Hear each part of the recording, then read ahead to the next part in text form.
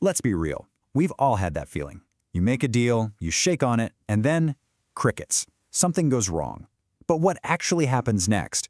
Legally speaking, it all comes down to whether the broken promise was a total deal breaker or, just a little hiccup. And in this explainer, we're going to break down that exact difference. So picture this. You've got a signed contract, but the other side just isn't holding up their end of the bargain. What's going through your head? Probably something like, okay, now what? Can I just walk away from this whole thing? Can I sue them? It's a super frustrating place to be, and believe me, the answer isn't always so simple. And here's the thing. This is really the key to it all. The law doesn't see every broken promise as equal. Nope. What you can do about it, your remedy, is completely tied to which part of the agreement actually got broken. See, some terms are the absolute heart of the deal, while others, well, they're more like supporting details. Turns out, contract terms really fall into two big buckets, the major ones and the minor ones. And honestly, understanding the difference between these two is everything when it comes to knowing your rights if a deal starts to go south. So, let's meet the two main players in our story. Over on the left, we have what's called a condition.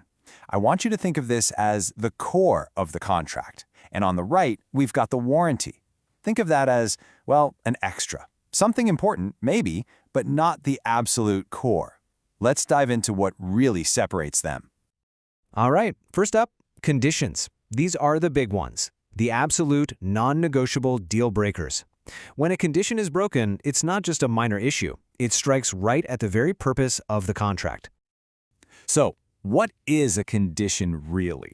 Well, the legal definition calls it a major term, and it's so fundamental, so essential, that if it's not met, the entire contract pretty much fails. It loses its whole point. The deal is effectively worthless without it. You know what? Let's make this crystal clear with an analogy.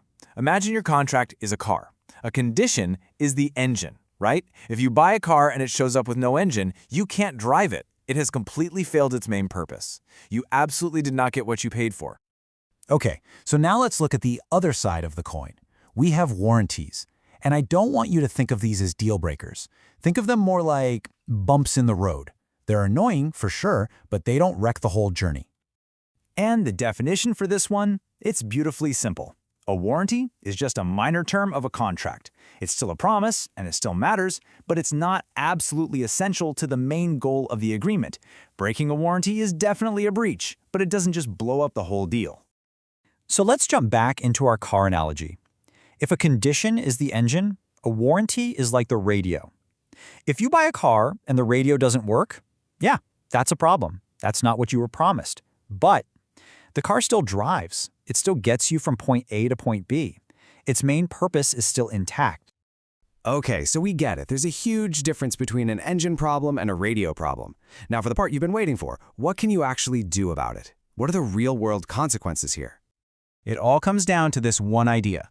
The power you have as the person who is wronged is completely 100% determined by whether it was a condition or a warranty that was broken. This isn't just some dusty legal theory. It has massive practical consequences.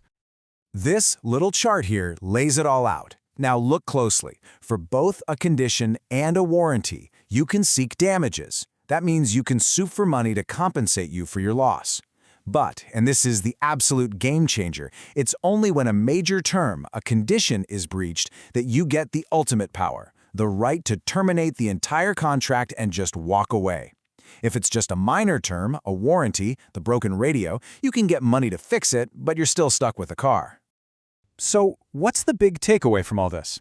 If there's one thing you remember, let it be this. It's all about knowing what's at the absolute core of your agreement and what's just an added feature. So let's wrap this up one last time. Conditions are the major terms. They're the engine. If one of those breaks, you can kill the whole deal and sue for damages. Warranties are the minor terms. They're the radio. If one of those breaks, you can sue for damages to fix the problem, but the deal itself lives on. And that leaves us with one final thought to carry with you. The next time you're about to enter into any kind of agreement, stop and ask yourself this simple question. What here is the engine and what's just the radio?